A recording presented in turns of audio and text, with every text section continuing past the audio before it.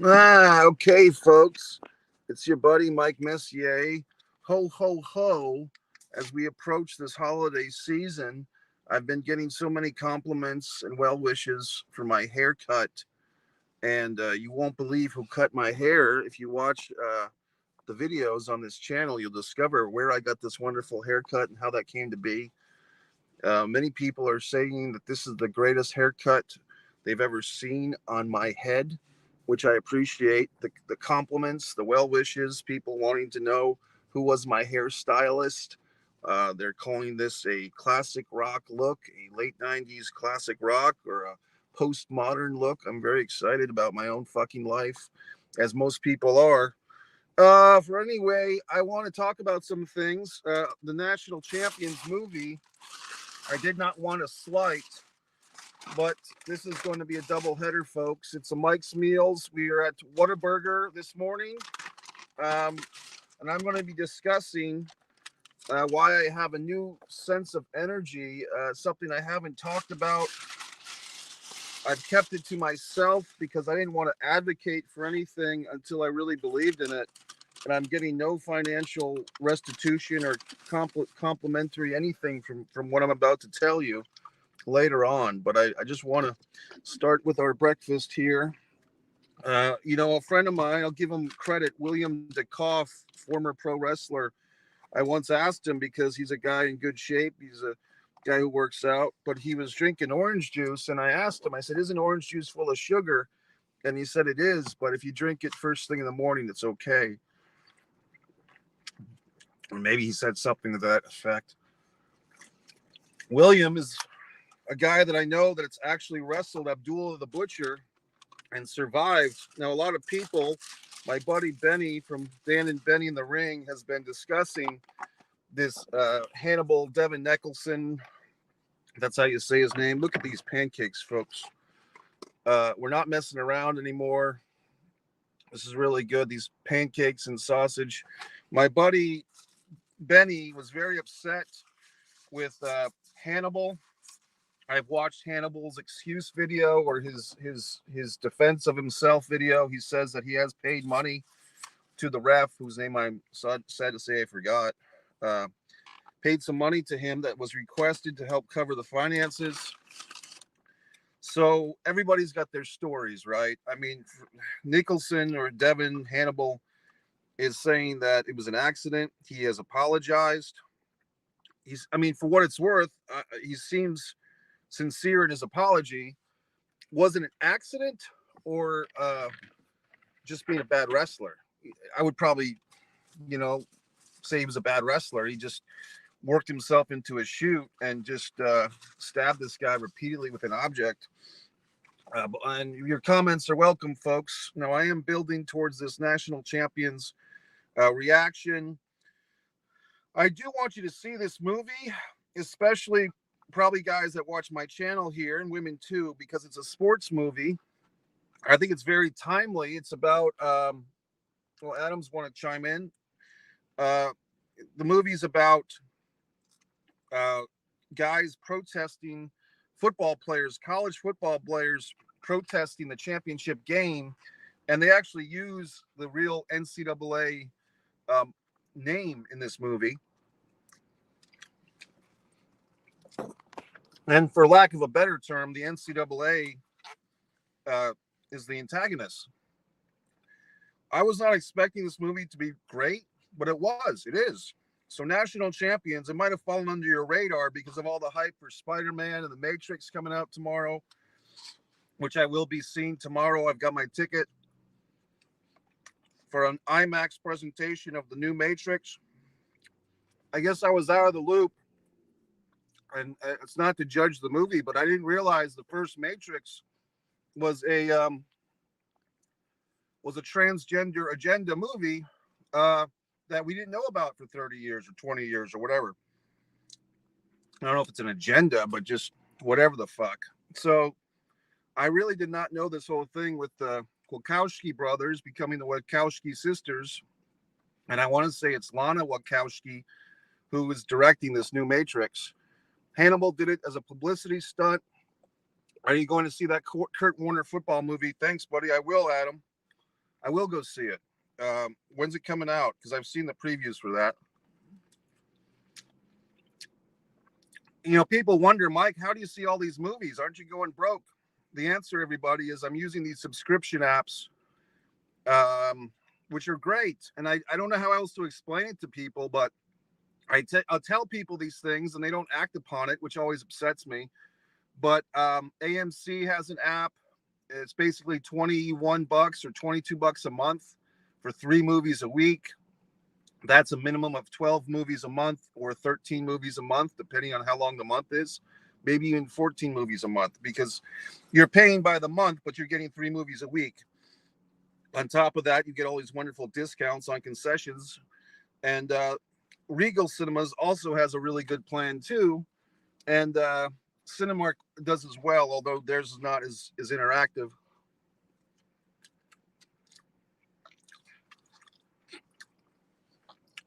Folks, I'm telling you, I really made a wise decision today, because the path of least resistance is for me to go to McDonald's and get a couple of sausage and egg McMuffins because it's so close to where I live. But if I literally travel about 30 seconds more and just discipline myself, I can get to this Whataburger.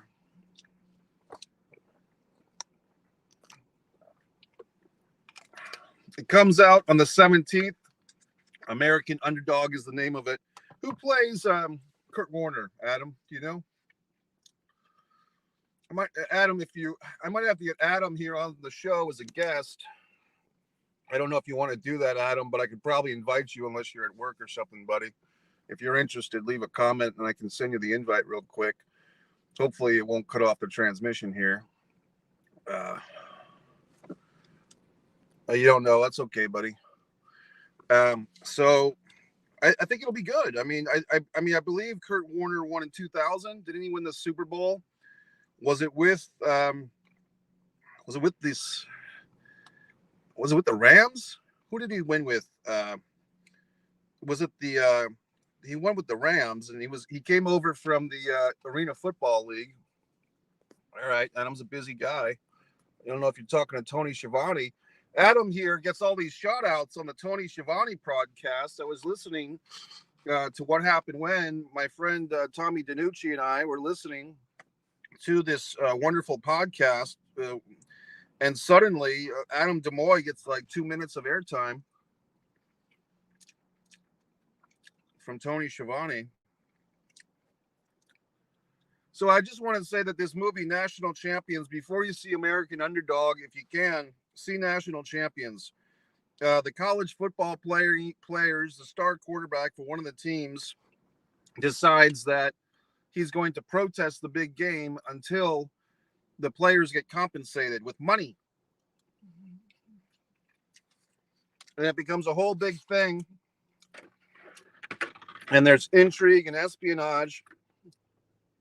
J.K. Simmons, I always have a hard time remembering that guy's name, but I've literally seen this guy in 3 movies in the last half a week. He's in Spider-Man, No Way Home. He's in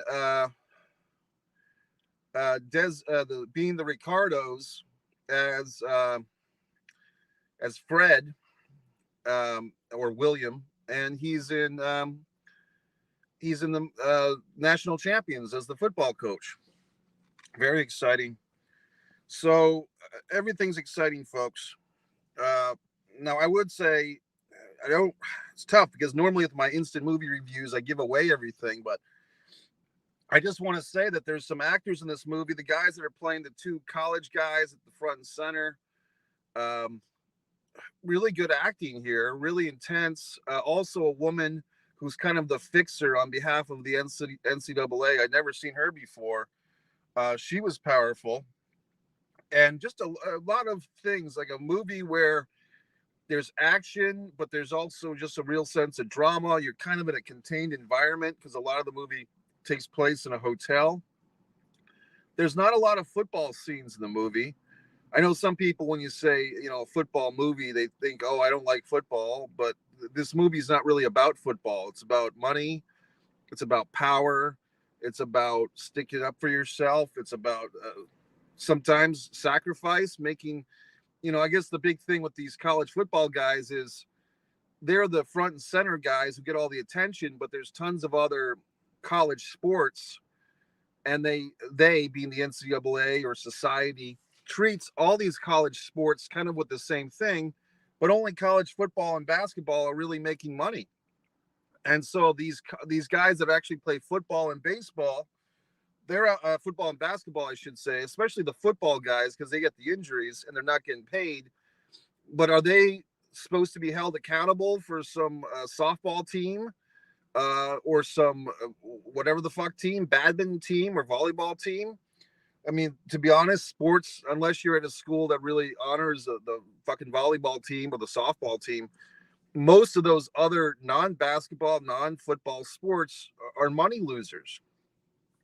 I mean, here's another thought for you if you want to really take it to the next level. I mean, I went to college. I was not a student athlete.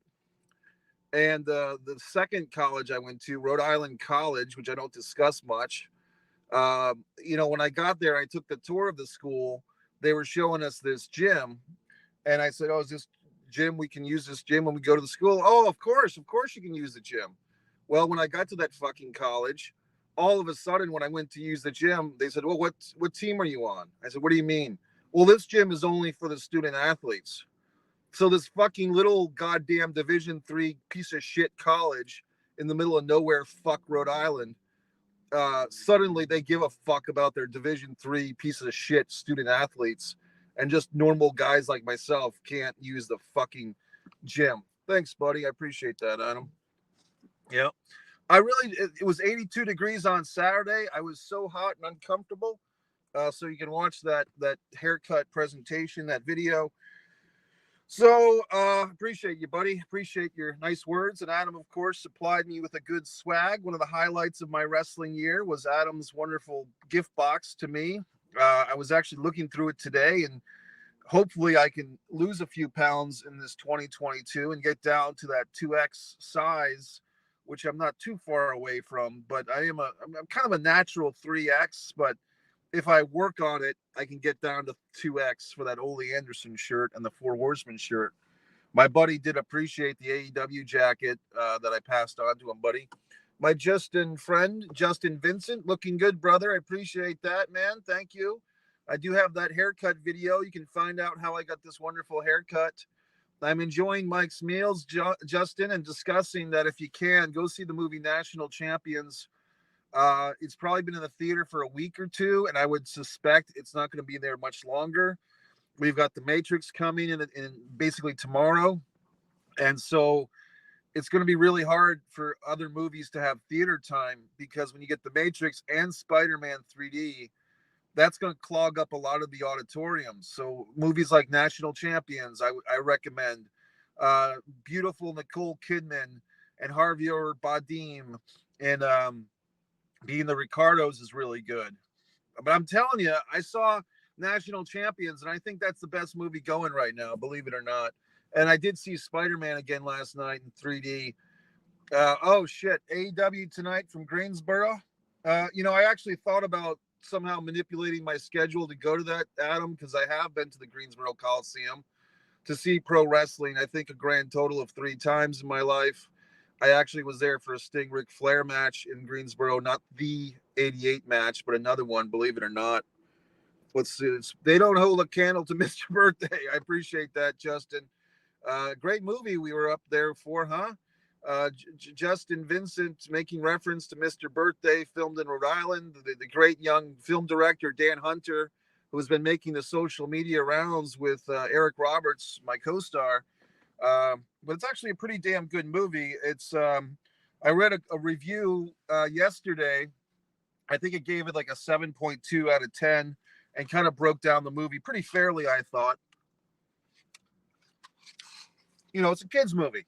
But that being said, the key to a good kids movie is that you can watch it as an adult. Like a movie like A Christmas Story comes to mind.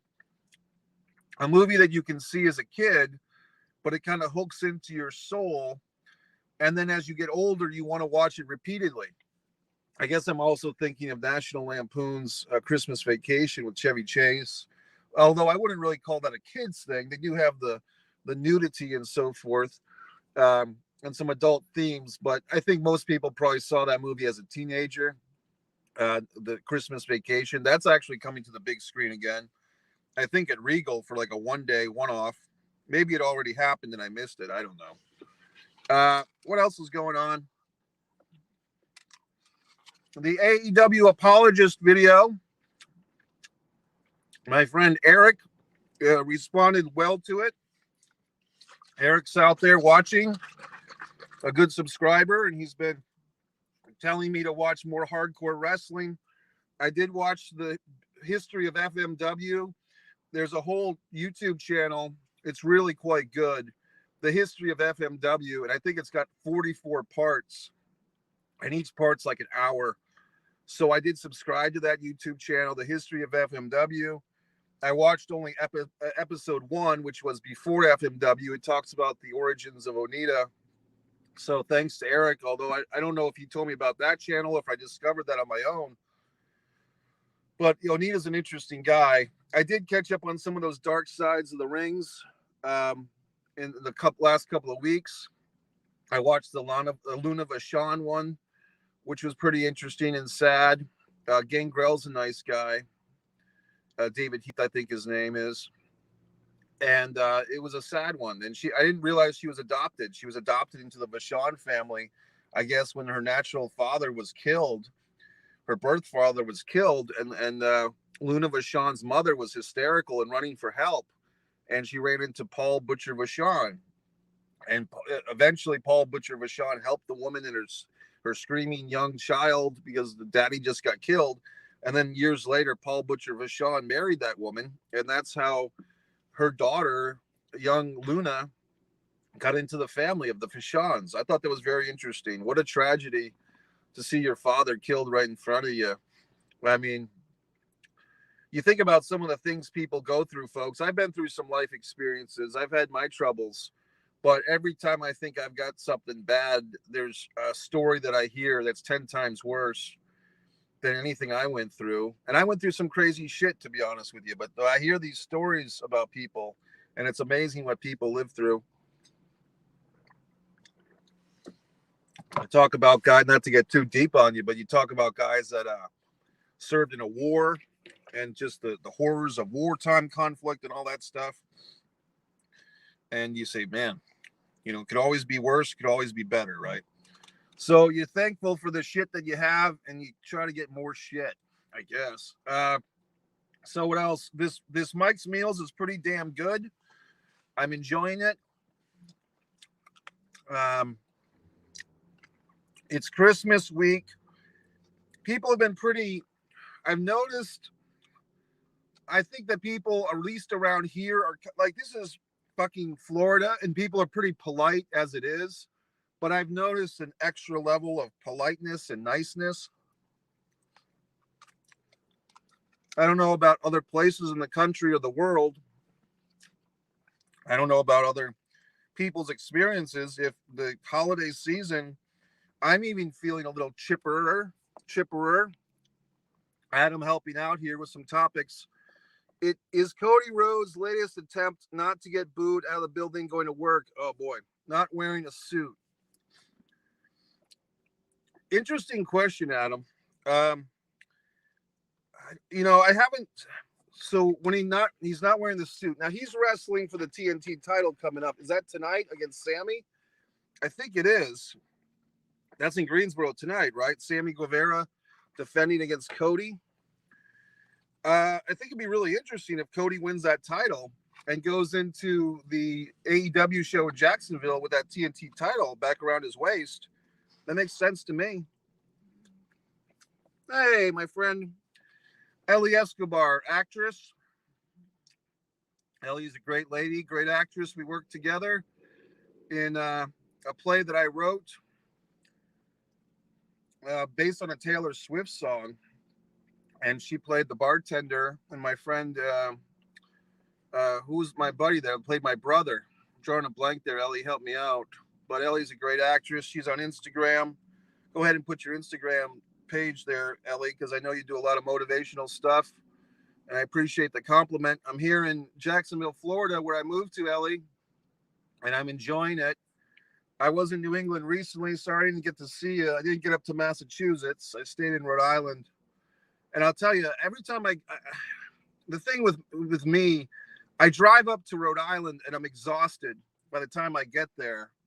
And then it's like I need to tap into an extra layer of energy to get to Massachusetts. I'm just being honest, because Massachusetts puts a lot of pressure on your automobile. It's if you're driving through Boston, you go fucking nuts.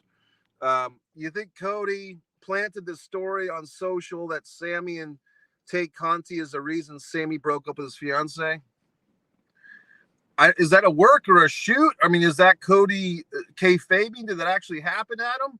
Was there a story? I didn't see the story. Sammy denied that he and Tay Conti were fucking, so to speak.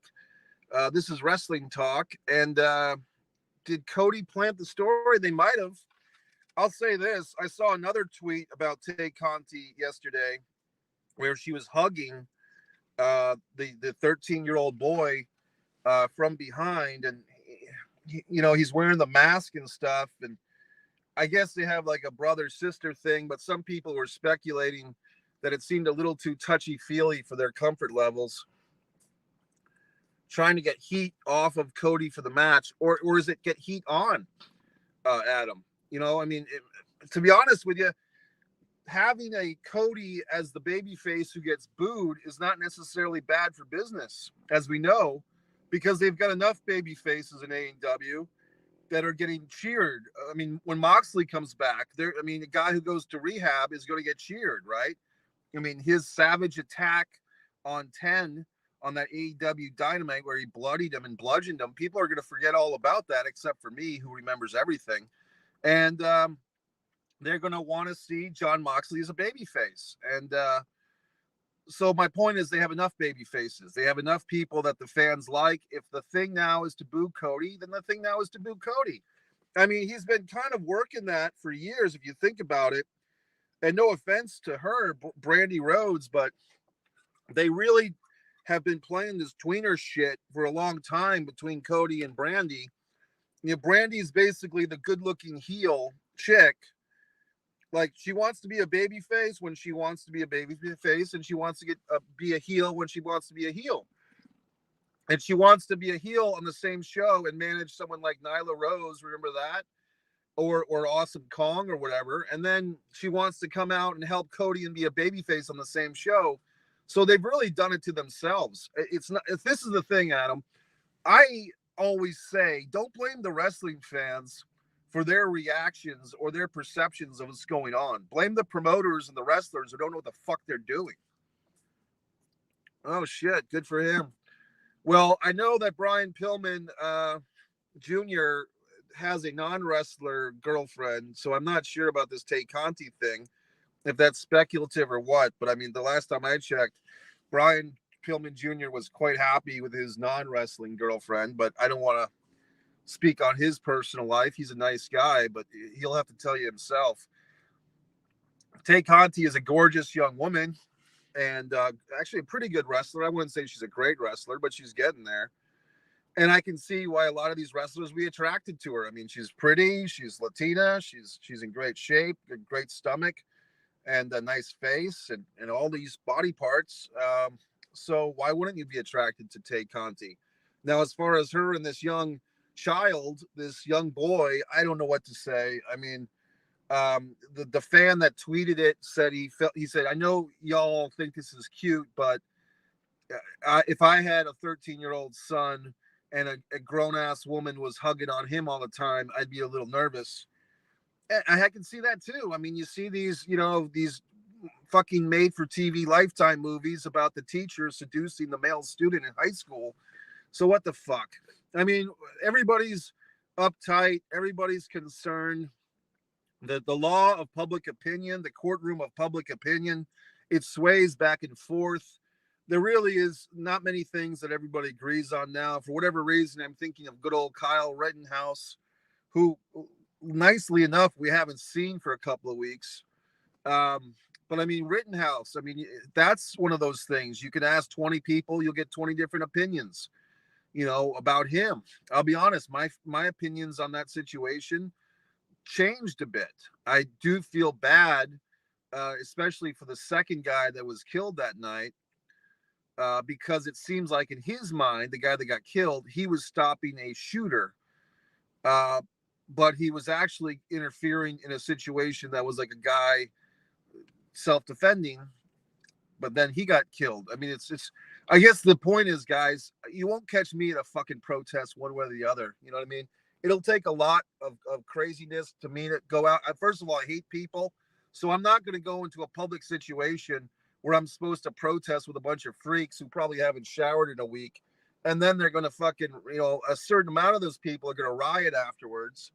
The January 6th riot or insurrection pisses me off. I want to see what's going to happen to those fucks. I saw that the QAnon prophet or the QAnon shaman, I think he got like 40 months in prison or 50 months in prison. He did some big speech where he renounced himself. Yeah, I don't think I'd be going on shows and acting like a celebrity for killing two people, even though they were tools. Good point, buddy. He did that interview with Tucker Carlson. Now, look, I mean, I don't know what angle Rittenhouse was working. If he got paid for that interview, he should have, to be honest with you, if you're a capitalist. But Rittenhouse, if he says that he's for Black Lives Matter and, he's this wonderful guy who's all over the place, Rittenhouse, why would you choose your first interview with Pete Tucker? Because Tucker's very opinionated and very right-wing, and that's fine. But if you're trying to make a statement that you're this nice kid, Patsy Cunningham or something, then you would talk to someone a little more moderate, one way or the other, in my opinion. Because these days, folks, you are making a statement by who you're associating with. And maybe that's always been the fucking case. But in today's society that's so divided and so you're this or you're that, tribalism, as Joe Rogan says on his podcast, you choose your fucking allies and it makes a statement. When people like a comment on social media or they retweet something or quote something, that's seen as a full-on being an advocate of that topic. So if you really think about it, we're in this minefield of shit. And I'm sure that I've said plenty of things that are inflammatory and controversial and exciting. And I would encourage everyone to try and blackmail me by watching all my YouTube videos and chronicling everything I've said negative about everyone and writing a forum and Reddit forums and websites and blogs to discuss all the evil things I've said, and just keep watching all my fucking content to find all the evil things I've said. You know what I mean? So basically, did I just explain to you how these fuckers work the system? They basically hook you into hate watching. That's what these fucks do. A guy like Tucker Carlson or whoever the fuck, Don Lemon on the left, they're playing to both their audience of supporters and their audience of detractors. And it doesn't really matter which one is watching. If you're a Don Lemon or a fucking Tucker Carlson, or back in the day, Rush Limbaugh was known for this. You say crazy shit in order to hook your audience that supports your views. And also, at the same time, you're playing against the people that hate listen to you. Howard Stern did this for years. It's manipulation. That's why for a lot of these things like WWE, as we all know, I'm watching less and less because I'm tired of wasting my time on other people's bullshit. I've got enough bullshit of my own to discuss, as we all know. I mean, I'm trying to promote my books and everything. So, A Distance from Avalon, Fight or Play Basketball. A recent viewer purchased A Distance from Avalon, When the Dying and the Dead Reunite, on Amazon, and I hope the rest of you do as well. And he's said he's looking forward to reading it. So the point is, we're all being marks for everything. Somebody was posting today, back to wrestling, about Umaga should be in the WWE Hall of Fame. And I think it was Rikishi posted that Umaga should be in. Okay. But I mean, what about Ivan Koloff? Did he ever get in? Did Ivan Koloff get into that Legacy Hall of Fame or something? Or is he even not in? I don't know. Thanks, Adam. What do you think about Vince Russo and his thoughts on not listening to Howard Stern anymore? Well, I guess I missed that. I missed that post or that video. I am a good friend of Vince Russo, but he's so busy doing his thing. I'm so busy entertaining you guys. I can't watch every Vince Russo video. The last thing I saw with Vince Russo, I checked in. He's doing this Monday Night Raw after show with Dr. something. Nice guy. And I clicked in for that for a few minutes. But as far as if you want to say, why did Russo, if you want to type that up real quick, Adam, why did Russo say he's not listening to Stern anymore? Is it because Stern has gone soft or what? Well, I'm just going to blow my nose, folks, off camera. I don't want to disgust you. I'm always so considerate. I don't want to disgust anyone with my nose blowing. But at the same time, I also got some other stuff, by the way. I got these fucking things. Hash browns, whatever. They're fine.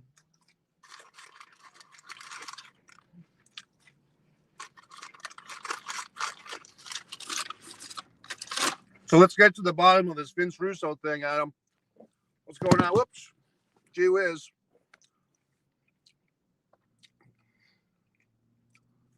Gone too far off the deep end with vaccine mandated things.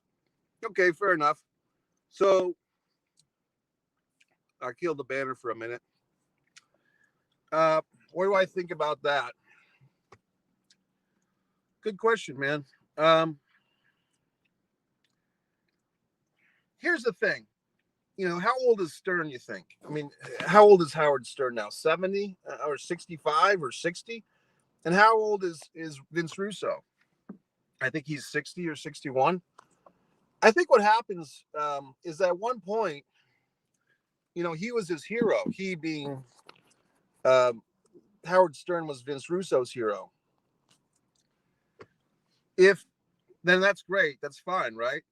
But if Vince Russo grows up and now he's been doing this for a long time, the podcasts, the having an opinion and dealing with people, and Vince Russo gets to the point where if Howard Stern has never reached out to Vince Russo and Howard Stern has never called up Vince Russo, and Vince Russo has made a pretty big name for himself in wrestling, but also, you know, because of wrestling, but beyond wrestling as well.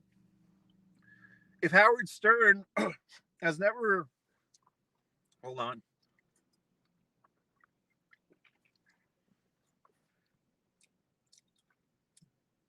Howard Stern has never put up the hand to Vince Russo and said, hey, Mr. Russo, I appreciate you being a big fan of mine. Why don't you come on the Howard Stern show?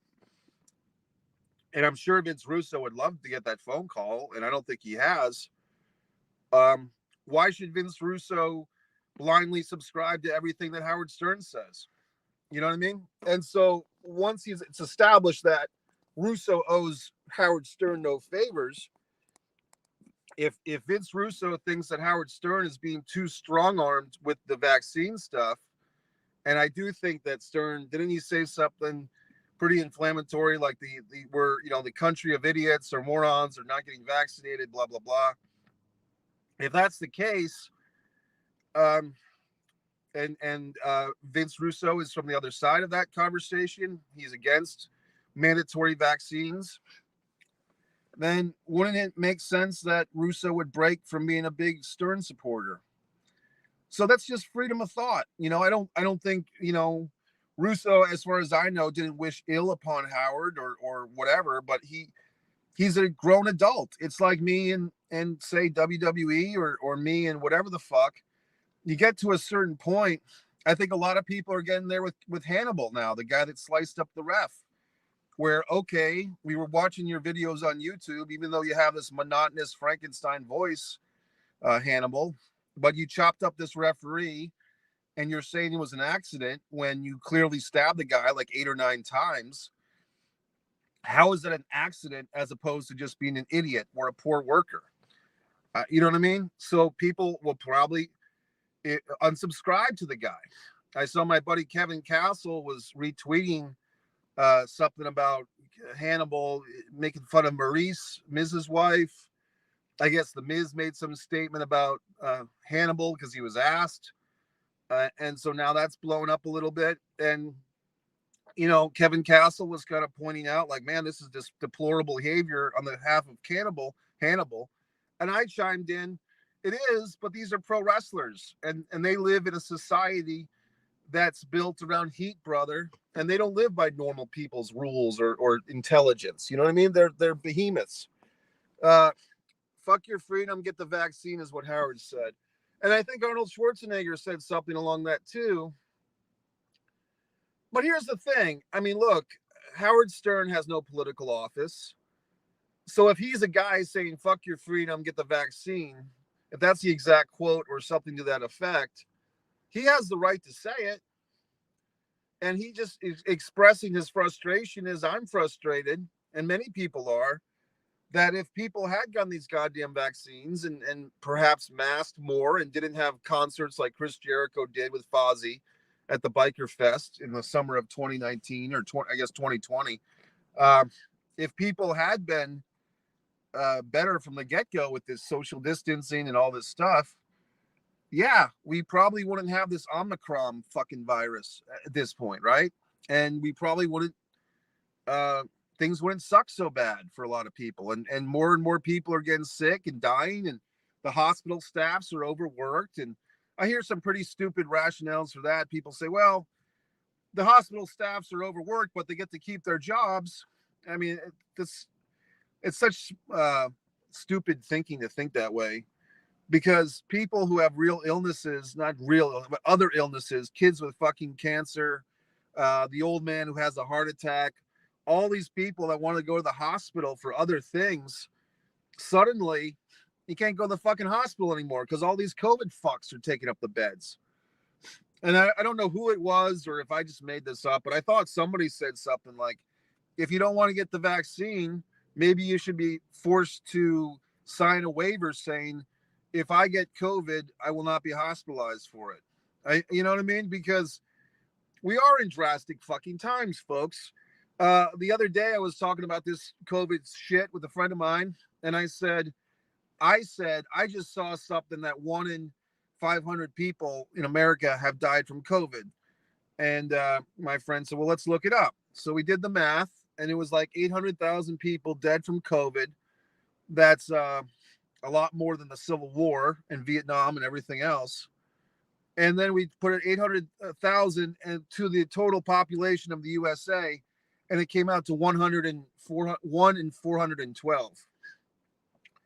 Now, maybe our math was off if we took the numbers, you know, from the current population, which is now smaller. I don't know.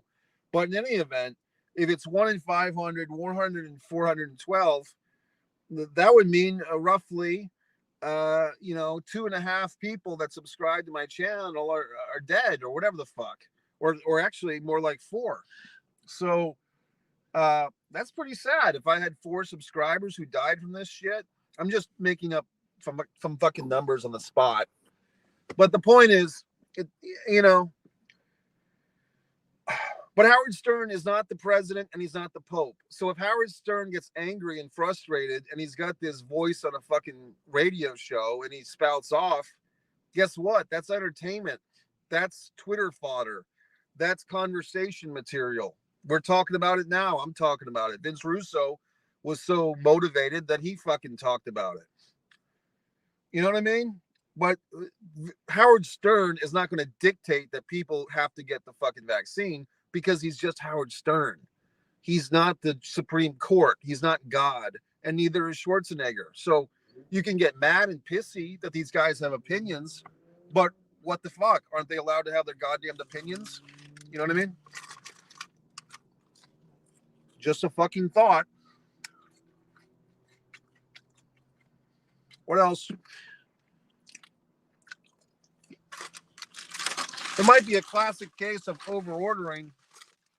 I also ordered this fucking goddamn taquito thing. Adam enjoyed the rant, I guess.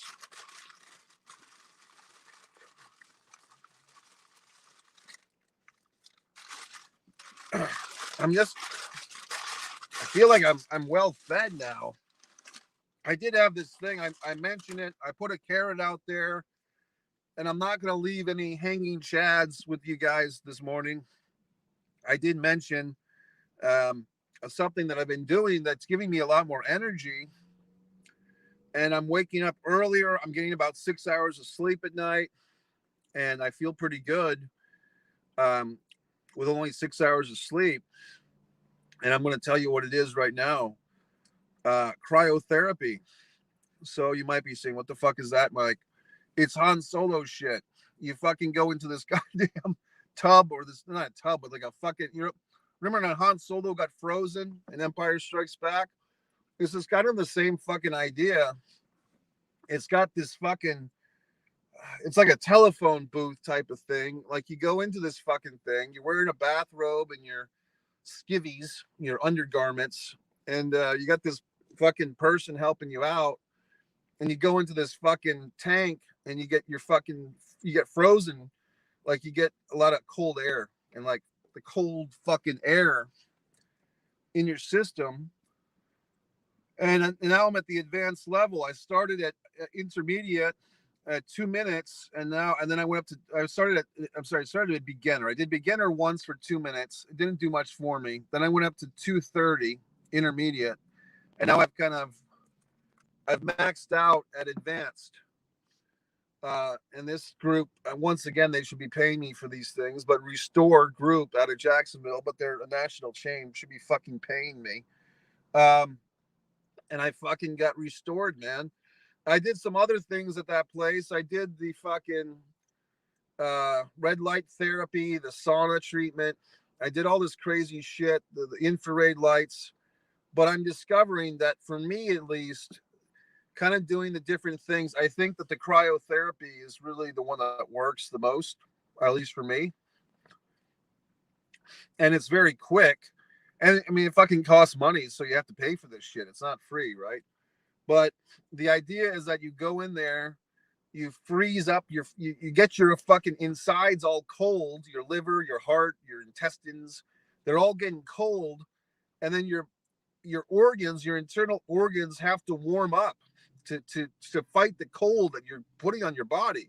So your organs are kind of regenerating because they're fighting to keep your body temperature warm, and that basically like revitalizes your fucking organs, because you're kind of giving them like a shock to the system, and they will respond to keep you alive. And the idea is that your organs are kind of getting refreshed in this process because they're being challenged in a way that they're not used to. Say the fucking Itinerad guys, you know, Precious Paul Ellering and those fucking dogs, right? Those fuckers are out in the cold, but they're in amazing shape, you know, because their fucking cold air and shit is making their organs fucking do that. Well, here in Florida and other places, you don't have fucking sub temperatures to hang out in. And it may not be the same in a controlled environment. It's a lot safer. You know what I mean? You can't just run out in the cold and jump in the cold, freezing ice and get yourself hypothermia and think you're going to do this. Although it has been said that cold showers have benefit as well. Most people like a hot shower, but cold shower is more beneficial for your system. Tony Robbins and others have discussed that. That's not a big secret. But this cryotherapy, I do recommend it. I can just speak for myself. And then the question is always, is it a placebo? Is it not? I can tell you that for a couple of weeks when I was on the road in December, I did not experience the cryotherapy because I was away from it. And I do feel like my energy level lowered. Of course, I was doing a lot of driving, and I was in New England where the weather was a lot rougher. So that's a part of it, perhaps. But I don't know. Like I said, I'm totally open to the idea that some of this stuff is placebo effect. But I'm also open that it might not be. Well, folks, subscribe to Mike Messier YouTube channel. A Distance from Avalon is my book, When the Dying and the Dead Reunite. Amazon Kindle, Fight or Play Basketball. I will be speaking to you again for the Matrix instant movie review coming up. I did see Spider-Man 3D last night in 3D. I liked it a lot. So I do suggest it. If you can see Spider-Man in 3D, that's the way to go. The new one. National champions, I gave a big thumbs up to. Adam, I appreciate you being in the mix here, buddy. And we had Justin. Ellie, it was so fun for her to check in. I appreciate that. She didn't give her Instagram page like I suggested, but that's okay. All these wonderful people. And I think we got one more comment here. Well, that's it. So, okay, folks, have a good day, everyone. And if you don't see me before, Merry Christmas. But once again, just check into the channel, subscribe, all that crap, and you'll get all the notifications. Have a good one. Mike Messier.